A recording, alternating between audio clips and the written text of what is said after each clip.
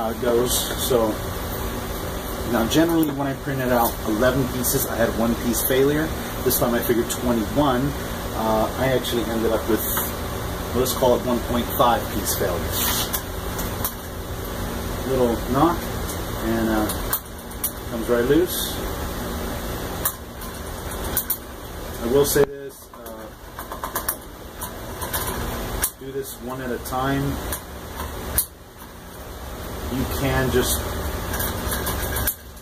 rake across them really fast. You have the potential of breaking them.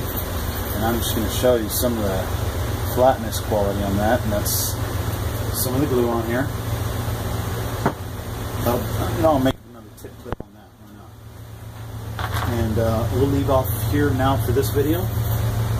So as you can see, they just came off pretty easy. And you know what? I will take off the one that had a little bit of mess stuck to it from the other bad print. So as you can see, there's a little bit of oozing, we'll call it.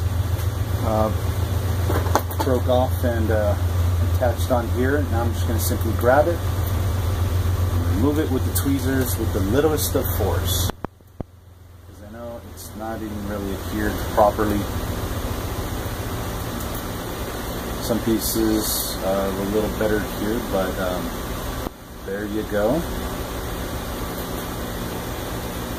Nice and clean.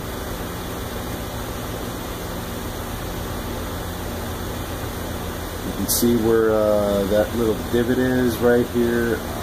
It's hard to get a light on it.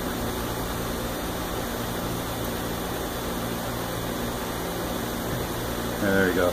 That's a good view of it. So you can see that little lip, and that goes into those front holes, and it links one to the other. And the way these are arranged is that when one links into the other, and this is no cleanup, keep in mind. This is really stiff when it's, this is 0.1 millimeter, 100% solid infill, 0.1 millimeter layers with 1.75 millimeter black PLA filament, run an MK8 extruder that can print out in 5 materials. And so I just put it in there, and it's a little stiff at first, a little jerky, because it's got a little bit of fuzz on it, but I'll just simply hold it, move it back and forth. Now these are actually 10% infill, and they're kind of sturdy. So I'll just show you. I'll move back and forth pretty quick. There we go. I just broke one, but let's see how bad I broke it. Not too bad, right? So this is a little more rigid of a piece. It's actually quite a bit stronger than those over there. Work it back and forth a little bit, and there we go, no problem. Click on the next one. Now the way these work, like I was saying, when they're all flat, you can see that the wire will not fall out. The way you route your wire in is you give it a bend and you feed it. You zigzag, and I'll use a piece of solder that I just had laying here. Feed it in little by little, straighten it back out so your wire won't come back out. And there you go. So now your wire's in there. It won't come out no matter how much you shake it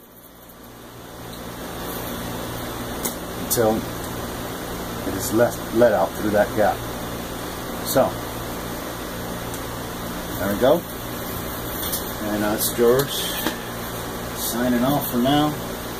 I'm going to try a little tip with water. Unfortunately, I don't have it. Now, when you're using school glue, I'm going to do another video on this, but basically this is washable. Okay? Common sense. Water just takes it right off. If you don't, if your parts are so delicate you can't just chip it off like I did right now with a little multi-scraper. And I don't have no flimsy one. I have a really stiff, rigid one. Sorry about the noise. So There you go. If you have that on there and they're delicate, a little bit of water, or just take your piece of glass with these parts and set it in water, and the plastic should float up, especially if it's not solid. I believe this density of plastic is less dense than water, so it should float. And let's see, what else? Let it sit in there for a little while, and if you just work, because the way I clean off my plate glass is just plain ordinary water and rub it with my fingers, you'll see this glue turn white, back purple again, because it's just water-based, and come off the glass like nothing. You can scrape it and get a bunch of little fuzz like you see there. That's messy.